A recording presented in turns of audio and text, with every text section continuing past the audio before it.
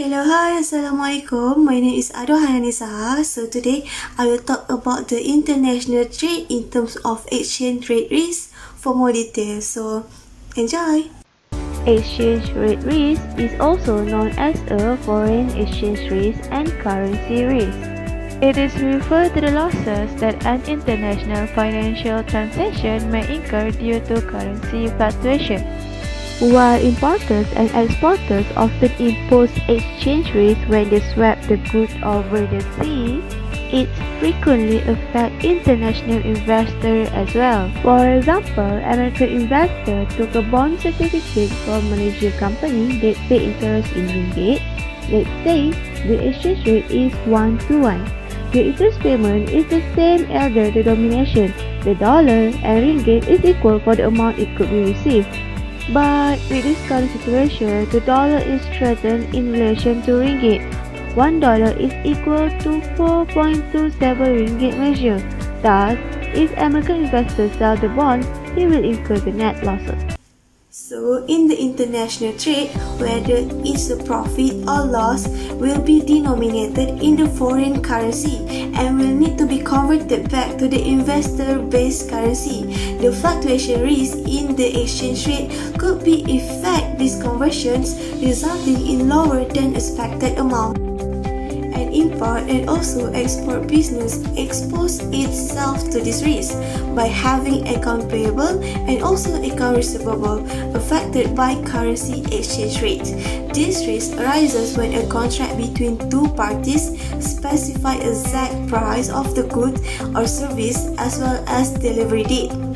Let's say they set a specified contract before the COVID-19, the demand of the goods and services will be affected eventually due to the COVID-19, but still they need to follow the obligation of the contract before the COVID-19. In this situation, the losses might be occur. The company also may face the risk when it's buying a product from a company located in another country. For example, Malaysia buy a good from the United States.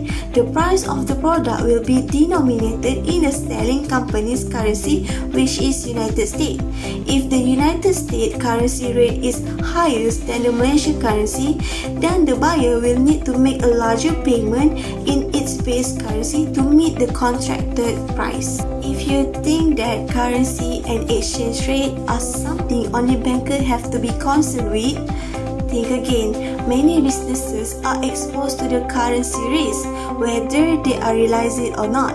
With the recent wild swing in global currency, exchange rate risk is back on the agenda for companies with customers, suppliers, or production in other countries.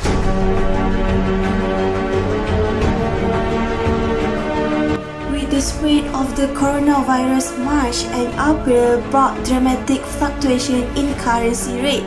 Strict regulation to contain the outbreak put the brake on the global economy, triggering a matching fall in oil prices and also the stock market.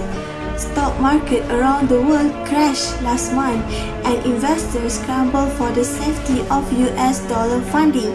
Global markets are currently down 20% from this year's peak, while the yuan exchange rate has slipped by 1.7% against the US dollar compared to the Singapore dollar 6% drop and also Indonesian rupiah 15.4% slump. So in my conclusion, the foreign exchange risk is just one of many risks involved in company operating outside the domestic market. A company must consider how to deal with that market, especially during the dramatic fluctuation in global.